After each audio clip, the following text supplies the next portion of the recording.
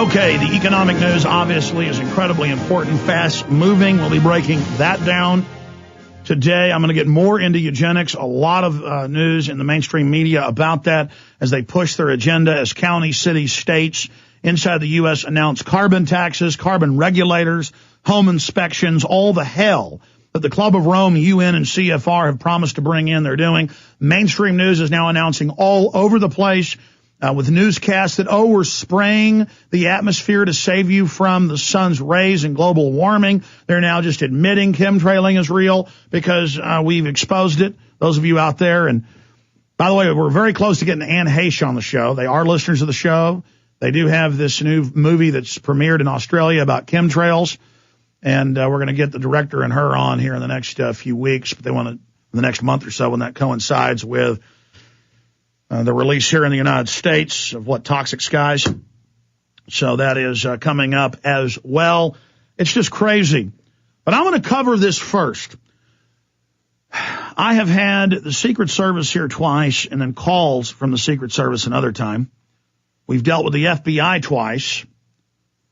And when an FBI agent delivers you into your hands a federal subpoena and points out that you're not allowed to talk about it in the subpoena, that is the contents of the subpoena.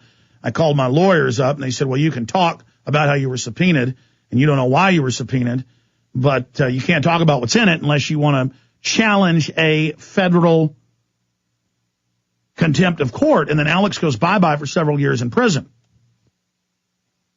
Can you imagine what it's like to have the FBI and Secret Service at your office? Can you imagine what it's like to have them there?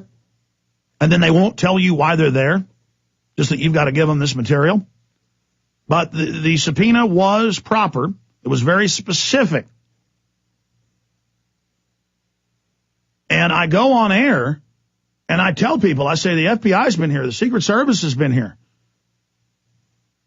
And all these YouTube videos get made, all these phone calls, all these mean emails. Oh, you liar, publicity stunt, you piece of filth. Big stunt. This was happening 4 days before I was about to release the Obama deception. And the FBI agent, one of them, was asking my employees, so tell me about the Obama deception. Tell me about Alex's companies. Tell me about his servers, where they are. And I'm going, well, what is this about? Well, as you read the subpoena, I go, yeah, your subpoena is only asking for these IP addresses. You're not allowed to be asking these questions, so we're not going to answer. And so I said, this may be with dealing with the Obama deception because they're asking about it.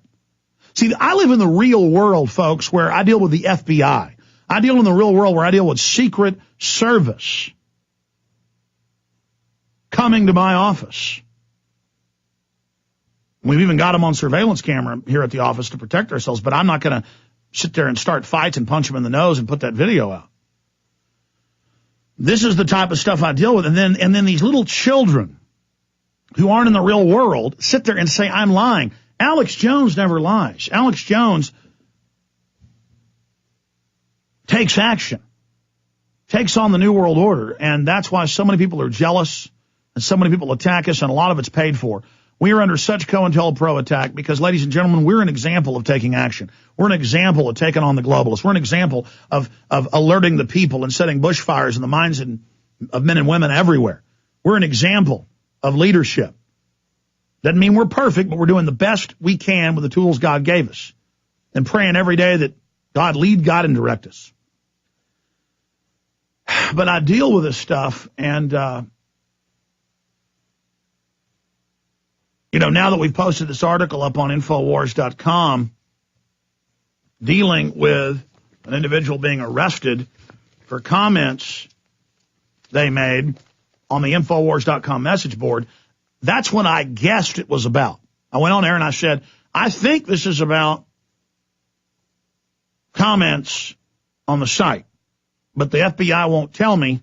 And I told the listeners, I said, listen, don't go on Infowars.com and post a cop's name and home address and say, go kill his family. That's in the wrong, and you should get in trouble. And I got in a big argument with the FBI on a separate issue. I didn't know it was connected, and it still may be something else. They won't ever tell you.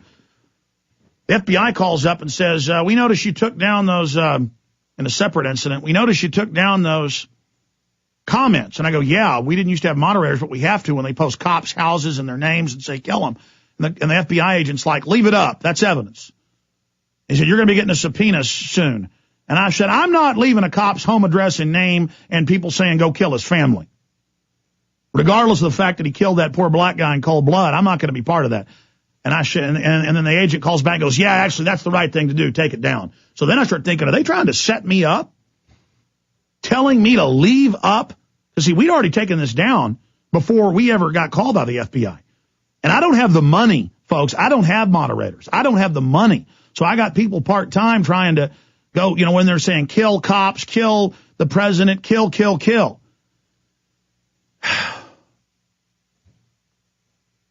I remember years ago, before I got rid of another message board I had, Secret Service calls up. They say, are you working with this person in Tennessee that says kill the president?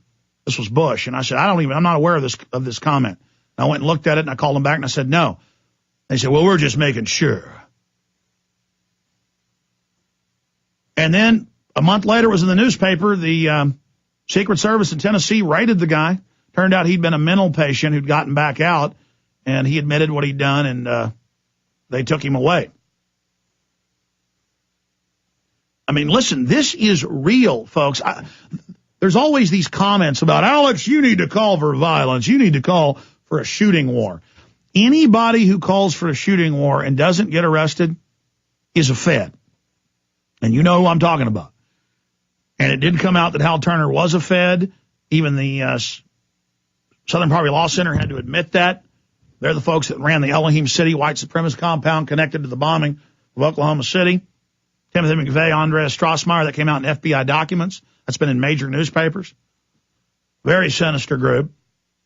And that guy would say, kill this judge, kill that person. And I said, for years, I said, that guy's a Fed. Then his emails came out. Then it was admitted that he was there trying to get crazies to come out so they could put them in prison. It's the same thing with all these African American groups in Miami and in New York and New Jersey and in Indiana and in Pennsylvania. It's always the same. They go out and find teenagers or people at a bar. They're normally on welfare, mentally ill, drug addicts. They never seem to be Muslim. They're always like Rastafarian, black liberation. And the FBI will create with an informant a group, and they will then command them and say, I'll give you $100,000 to wear camo and go videotape the federal building. And then the feds bust them and say they were planning to wage war on America. And that's even come out in mainstream news now that is all staged and completely fake.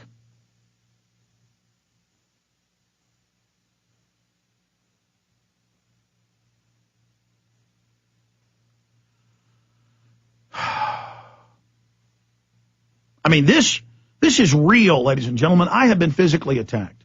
I get death threatened constantly. I have people trying to set me up constantly.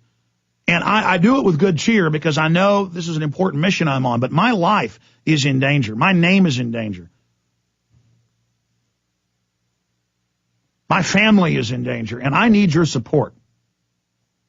And I need people to recognize the history and the track record we've got. The fruit this tree has bore. This tree's branches are on the ground. It's got so much fruit. The limbs are breaking off. It's got so much fruit. I need you to pick the fruit off the tree and to spread it and use it. The fruit is growing on this tree so fast that the tree is in danger of falling over. That happens to a lot of really healthy, incredible trees that have great genetics and great water and great sunshine, great soil. I mean, we are the biggest attack vessel against the New World Order and the info war. We are the very, very tip of the spear. The front molecule on the carbide steel spear. The very absolute tip of it is this radio show on Infowars.com and PresentPlanet.com. And does that mean we do a perfect job? Does that mean we have all the answers? No. We're just doing the best we can, ladies and gentlemen, fighting as hard as we can. And I don't like having to come up here and do infomercials sometimes, but I got to pay for the bandwidth somehow. I got to pay for the employees somehow. I got to pay for this radio show and everything I do somehow. And I need your support. I need your financial support. If we got more support, I wouldn't have to spend half my time just trying to raise the money to fight the New World Order. I could spend all my time in really taking action and really putting out more films and getting more done. But I'm also busy swatting off the stalkers and the psychos and the crazies. I had an event last night, just that I'm not even going to talk about, people showing up at my house. I mean, this is the real deal, ladies and gentlemen. And those that have discernment know it. That's why we're exploding. Those that are blinded by the world, they know the New World Order is lying to them, but they don't have enough discernment to know the real deal when it's right in front of them. Now, Asheville man charged in alleged Liberty Dollar fraud scheme. I'm going to get into that. I've got my other story here. Roanoke man charged with making online threats. Jeffrey L. Weaver is accused of posting threatening comments against 2 police officers on Infowars.com. This is the Roanoke Times out of Roanoke, Virginia.